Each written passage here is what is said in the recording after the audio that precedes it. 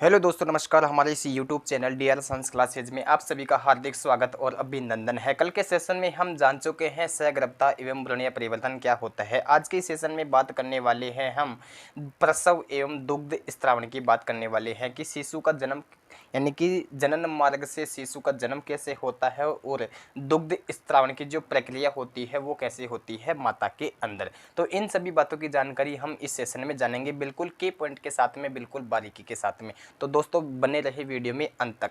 हम आज का सेशन स्टार्ट करते हैं बिना कुछ देरी किए हुए ही। मैं हेडिंग डाल लेता हूँ प्रसव एवं दुग्ध स्त्रावण। ठीक है, प्रसव एवं दुग्ध स्त्रावण।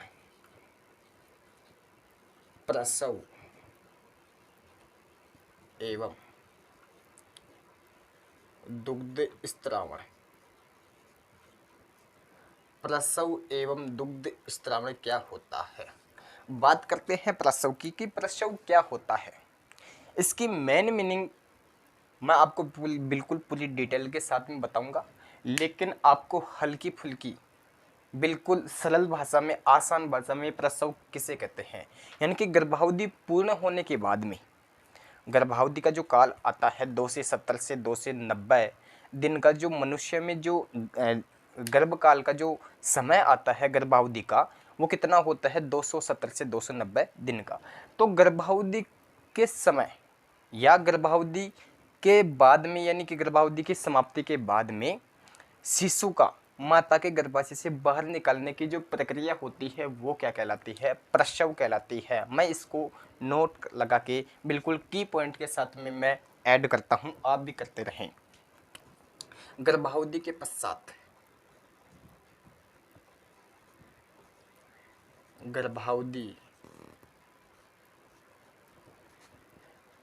के पूर्ण होने के बाद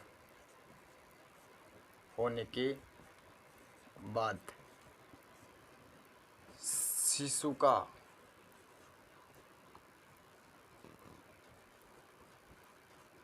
माता के गर्भाशय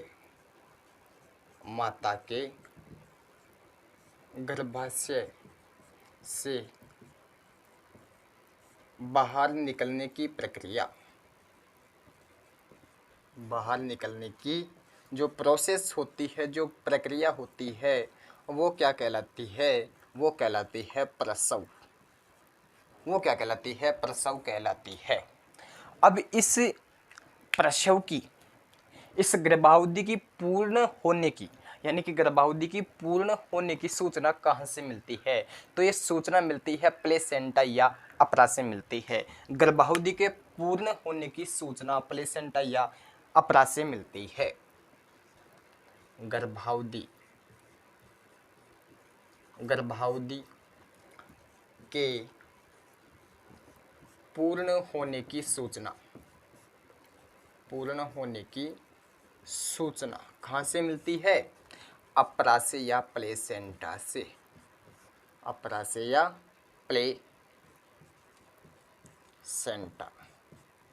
प्लेसेंटा से मिलती है। गर्भावधि के पूर्ण होने की सूचना अपरा से या प्लेसेंटा से होती है। इसके बाद में क्या होगा, इसके पश्चात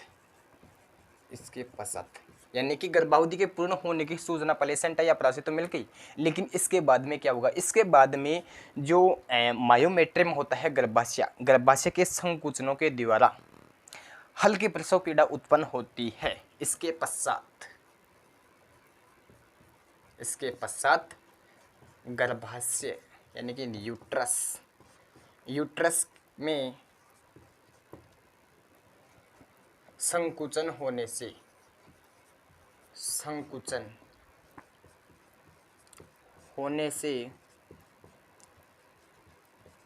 हल्की प्रसव पीड़ा उत्पन्न होती है। हल्की प्रसव पीड़ा उत्पन्न होती है। ठीक है, यानी कि इसके पश्चात गर्भाशय में संकुचन होने से हल्की प्रसव पीड़ा होती है और ये क्रिया क्या कहलाती है, ये कहलाती है गर्भ उत्क्षेपण क्रिया कहलाती है। इसके द्वारा क्या होगा कि जो पीयूष ग्रंथि होती है, वो भी कौन सी, पश्य पीयूष ग्रंथि के द्वारा एक हार्मोन का स्रावन किया जाता है, उस हार्मोन का नाम है ऑक्सीटोसिन हार्मोन। यह क्रिया क्या कहलाती है? यह क्रिया गर्भ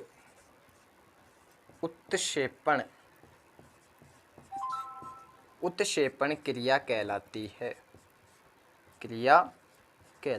है। अब इसके द्वारा क्या होगा? इसके द्वारा क्या होगा कि पश्य पीयूष के द्वारा पश्य पीयूष ग्रंथि द्वारा कौन सा हार्मोन? ऑक्सीटोसिन हार्मोन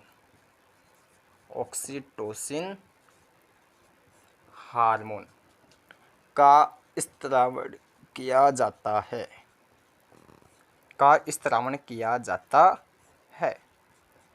अब ये ऑक्सीटोसिन हार्मोन क्या काम करता है? ये प्रक्रिया कहलाती है गर्भ उत्क्षेपण क्रिया कहलाती है। लेकिन ये क्रिया होने से क्या मतलब हुआ?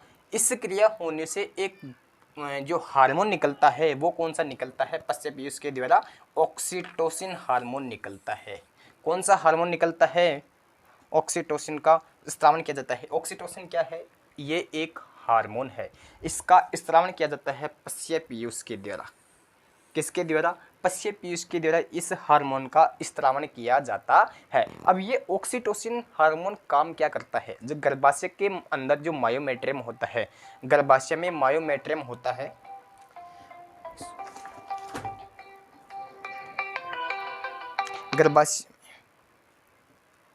गर्भाशय में जो मायोमेट्रियम होता है उसमें क्या करता है? संकुचन उत्पन्न करता है।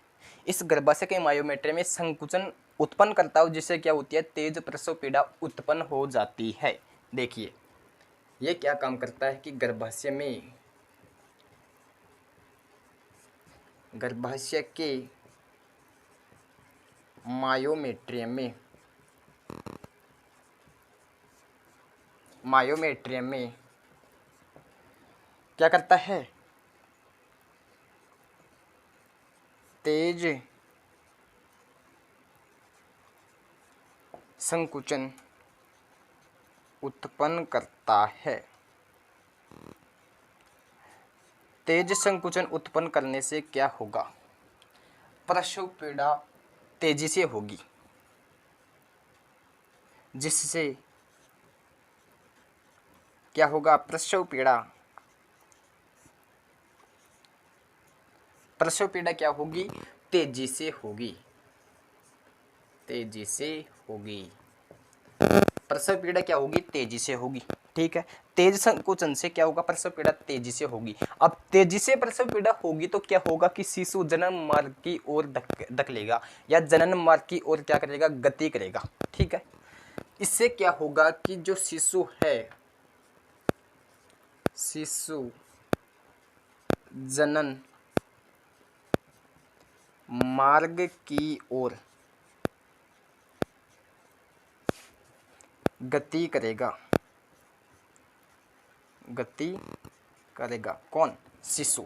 यदि इस गर्भाशय के मायोमेट्री में तेज संकुचन होगा, तेज संकुचन से क्या होगा कि जो शिशु है, शिशु माता के गर्भाशय से जनन मार्ग की ओर गति करेगा। ठीक है, तेज प्रसव पीड़ा से। ठीक है, और वो कौन करता है तेज प्रसव पीड़ा? एक हार्मोन निकलता है, मैंने आपको बता दिया कि पश्य पीयूष के द्वारा ऑक्सीटोसिन हार्मोन का स्रावन किया जाता है, जो गर्भाशय के मायोमेट्रियम में तेज यानी कि तीव्र संकुचन उत्पन्न करता है। और ये क्या करता है कि इससे ऑक्सीटोसिन हार्मोन का स्रावन किया जाता है। ऑक्सीटोसिन हार्मोन के द्वारा ही गर्भाशय में तेज संकुचन उत्पन्न होते हैं, और ये जिससे क्या होगा कि शिशु है जनन मार्ग की ओर क्या करेगा? गति करेगा। इसके बाद में बात करते हैं मैं तो इसको थोड़ा ऊपर से हटा लेता हूं। आप इसको ऐड कर सकते हैं की पॉइंट के साथ में, इसको नोट्स में ऐड कर सकते हैं या आप इसका स्क्रीनशॉट ले सकते हैं। ठीक है, कर लीजिए।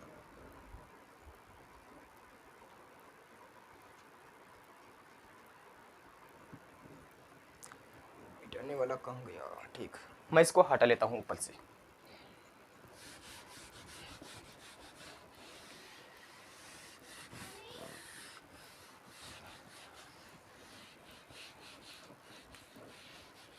अब आगे से गति करेगा। इसके बाद में क्या होगा, इसके बाद में यानी कि शिशु जनन मार्ग की ओर गति कर रहा है। इसके बाद में क्या होगा कि अंडाशय एवं अप्राशय, अंडाशय एवं अप्राशय एक हार्मोन निकलता है। कौन सा, रिलैक्सिन, रिलैक्सिन हार्मोन निकलता है। यानी कि अंडाशय एवं अप्राशय एक हार्मोन निकलता है रिलैक्सिन। जब कौन से टाइम निकलेगा, जब शिशु जनन मार्ग की ओर गति करेगा उसी टाइम अंडाशय एवं अप्राशय रिलैक्सिन हार्मोन स्त्रावण किया जाता है। अब ये रिलैक्सिन हार्मोन काम क्या करेगा, ये क्या काम करेगा कि जनन मार्ग के ठीक ऊपर एक आता है प्यूबिस सिम्पाइसिस, एक भाग आता है जनन मार्ग का, प्यूबिस सिम्पाइसिस। ये क्या काम करता है, ये हार्मोन उस प्यूबिस सिम्पाइसिस को फैला देता है, जिससे क्या होगा, जनन मार्ग चौड़ा हो जाएगा और शिशु बाहर निकल आ जाएगा बिल्कुल आसानी से। ठीक है, रिलैक्सिन हार्मोन क्या करता है, pubis pubis symphysis, pubis symphysis को फैला देता है, प्यूबिस सिम्फाइसिस को फैला देता है, जिससे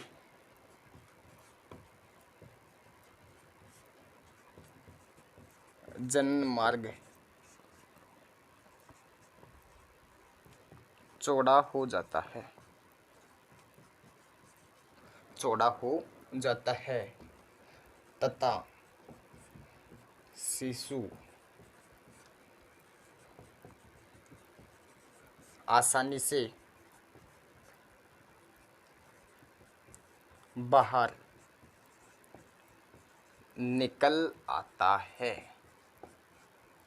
जिससे क्या होगा, शिशु आसानी से बाहर निकल आता है। ये प्यूबिस सिम्पाइसिस को क्या कर देता है, फैला देता है, जिससे क्या होगा, जनन मार्ग चौड़ा हो जाएगा, शिशु आसानी से बाहर निकल आता है। मैं आपको एक बताना चाहता हूँ कि जो गर्भाशय में शिशु होता है, गर्भाशय यानी कि माता के गर्भाशय में जो शिशु होता है, वो एक नाभि नाल के द्वारा शिशु माता के गर्भाशय में बंधा होता है, जिसे मनुष्य में काटकर हटाया जा सकता है। लेकिन एक बात मानिए आप, यदि माता में प्राकृतिक रूप से प्रसव पीड़ा उत्पन्न नहीं होती है, तो डॉक्टर के द्वारा एक ऑक्सीटोसिन हार्मोन का इंजेक्शन दे करके प्रसव पीड़ा को क्या किया जाता है, प्रेरित किया जाता है। ऑक्सीटोसिन, या अब हम इसको बोल सकते हैं पिटोसिन या ऑक्सीटोसिन हार्मोन का इंजेक्शन दे करके प्राकृतिक रूप से माता में जो प्रसव पीड़ा होती है उसको प्रेरित किया जा सकता है। यदि प्राकृतिक रूप से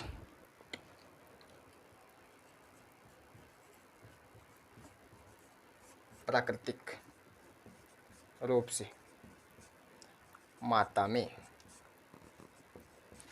प्रसव पीड़ा उत्पन्न नहीं होती है,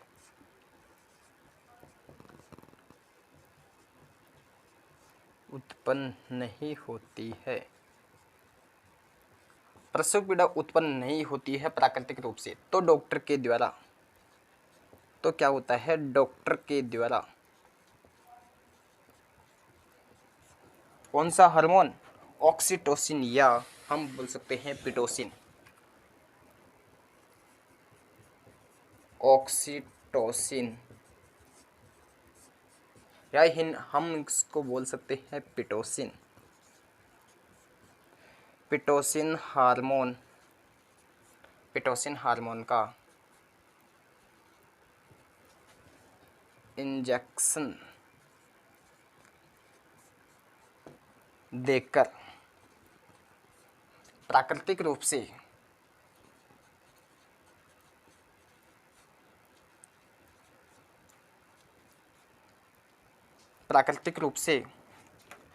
प्रसव पीड़ा को प्रेरित किया जाता है,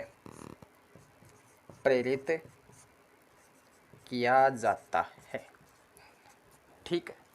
यदि उसमें माता में प्रसव पीड़ा उत्पन्न नहीं होती है तो उस कंडीशन में क्या होता है कि डॉक्टर के द्वारा ऑक्सीटोसिन या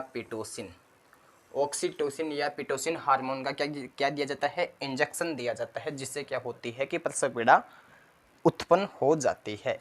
इसके बाद में क्या होगा, ऑक्सीटोसिन यानी कि प्रसव भी हो गया, शिशु माता के गर्भाशय से बाहर निकल आ गया है, यानी कि उसका क्या हो गया है, जन्म हो गया है। उसके बाद में क्या होगा, माता की स्तन ग्रंथियों में दुग्ध स्त्रावण, यानी कि मैं बात कर रहा हूँ स्त्रावण की नहीं, दुग्ध निर्माण की जो प्रक्रिया के लिए एक हार्मोन निकलता है, प्रोलैक्टिन हार्मोन। वो भी कौन सी, पश्य पीयूष के द्वारा, यानी कि जो पीयूष ग्रंथि होती है पश्य, उसके द्वारा एक हार्मोन निकलता है। कौन सा, प्रोलैक्टिन हार्मोन। ये हार्मोन क्या करता है कि माता की स्तन ग्रंथियों में दुग्ध निर्माण को क्या करता है, प्रेरित करता है। मैं इसको ऐड कर लेता हूँ। शिशु के जन्म के पश्चात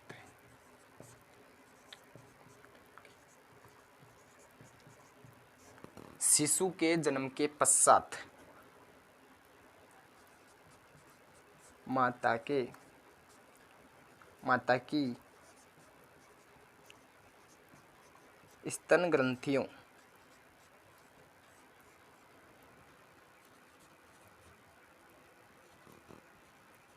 दुग्ध निर्माण हेतु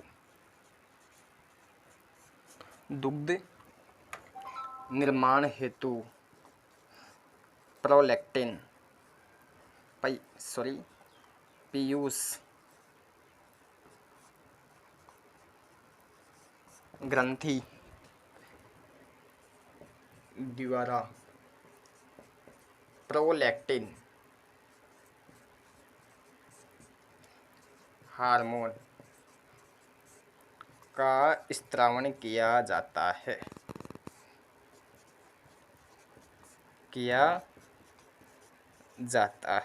ठीक है।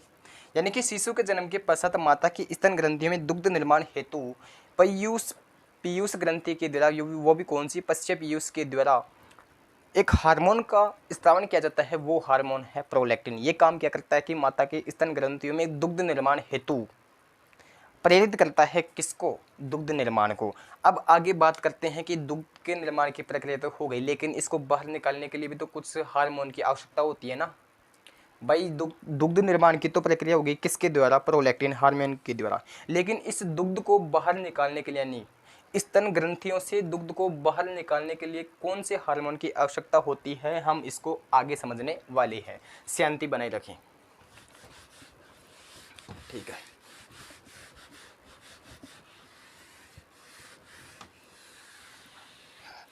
मैं इसको हटा लेता हूँ पूरा ही, ठीक है। अब बात करते हैं कि इसके पश्चात में क्या होगा। इसके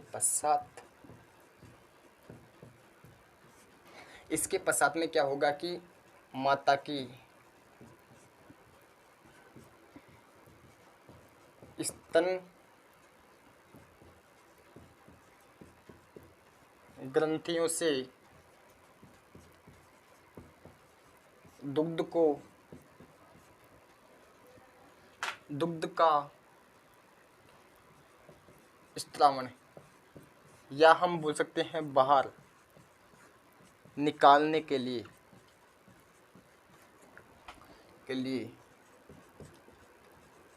जिम्मेदार हार्मोन कौन सा होता है, वो होता है ऑक्सीटोसिन। ये हार्मोन होता है। स्तन ग्रंथि में बने दुग्ध को बाहर निकालने के लिए कौन सा हार्मोन की आवश्यकता होती है, वो होती है ऑक्सीटोसिन। ये जिम्मेदार होता है दुग्ध को बाहर निकालने के लिए, इसलिए इसे मिल्क लेट डाउन कहते हैं। इसलिए इस हार्मोन को क्या कहते हैं, मिल्क लेट डाउन हार्मोन के नाम से भी जाना जाता है। लास्ट बात करते हैं हम, यानी कि जो माता में जो प्रथम दूध होता है, यानी प्रसव के बाद में माता का जो प्रथम दूध होता है उसे हम कहते हैं, नव शिशु के लिए जो प्रथम दूध होता है उसको हम कहते हैं, प्रथम दूध को कोलेस्ट्रम। उसको क्या कहते हैं? कोलेस्ट्रम।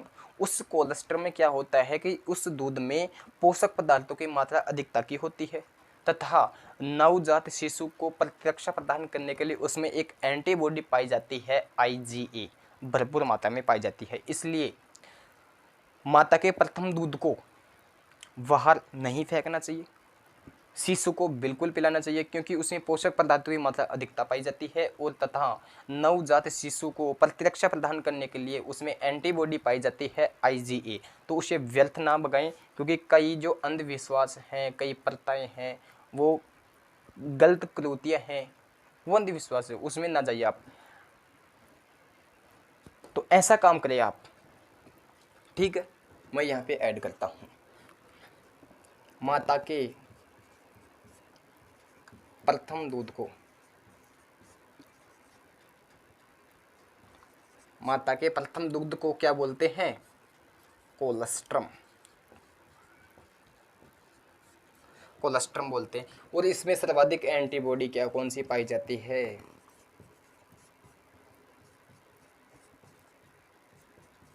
सर्वाधिक एंटीबॉडी पाई जाती है, IgA। सर्वाधिक एंटीबॉडी कौन सी पाई जाती है? IgA। तो ये था हमारा प्रसव एवं दुग्ध स्त्रावण की प्रक्रिया। तो दोस्तों हमने बिल्कुल की पॉइंट के साथ में बिल्कुल बारीकी से एक एक पॉइंट को क्लियर करते हुए हम बिल्कुल बारीकी से समझे हैं इस सेशन को। और यहाँ पे हमारा चैप्टर होता है कंप्लीट। क्या हो जाता है? चैप्टर एंड हो जाता है, एंड दिस चैप्टर, यानी कि ये चैप्टर यहाँ पे क्या हो जाता है? बिल्कुल पूरी तरह कंप्लीट हो जाता है। तो दोस्तों आप बिल्कुल निश्चिंत होकर किसी प्रकार की कोई लापरवाही न बरतते हुए आप बोर्ड परीक्षा की बढ़िया तरीके से अध्ययन करें, किसी प्रकार की कोई लापरवाही न बरते। मैंने आपको कितनी आसानी से, कितनी सरल भाषा में नोट्स के साथ में आपको बारीकी से समझाते हुए मैंने आपको नोट्स भी अवेलेबल करवाए हैं साथ में। यानी कि मैं आपके लिए इतनी मेहनत कर रहा हूँ तो आप भी मेहनत क्यों ना करें, क्योंकि अच्छे नंबर पाने के लिए मैं थोड़ी जाऊँगा वहाँ पे, काम तो आपको करना पड़ेगा। यदि आप जो भी काम करें, जो भी एक्टिविटी कर रहे हैं, मतलब खेल रहे हैं, पढ़ रहे हैं, दौड़ रहे हैं, खा रहे हैं, सो रहे हैं, मोबाइल चला रहे हैं, जो भी काम कर रहे हैं, यदि आप उस मोमेंट में नहीं है, जो भी आप काम कर रहे हैं, जो भी क्रियाविधि आप कर रहे हैं, एक्टिविटी कर रहे हैं, यदि आप उस मोमेंट में नहीं है, समझ रहे हैं आप मेरी बात को? यदि आप उस मोमेंट में नहीं है और यदि आप उस मोमेंट में ही नहीं है तो आप 100% मतलब 100% आप उसमें नहीं दे पा रहे हो। और यदि आप उसमें 100% नहीं दे पा रहे हो तो ये भी आप छोड़ दीजिएगा कि आपको 100% मिलेगा। तो दोस्तों बिल्कुल किसी प्रकार की लापरवाही न बरतते हुए आप बिल्कुल निश्चिंत होकर के एकाग्र के साथ, कॉन्ट्रैक्शन के साथ में घर पर अध्ययन करें। तो दोस्तों मिलते हैं कल नेक्स्ट चैप्टर नए सेशन के साथ में, नए लेसन के साथ में। तब तक के लिए बने रहें। जय हिंद, जय भारत।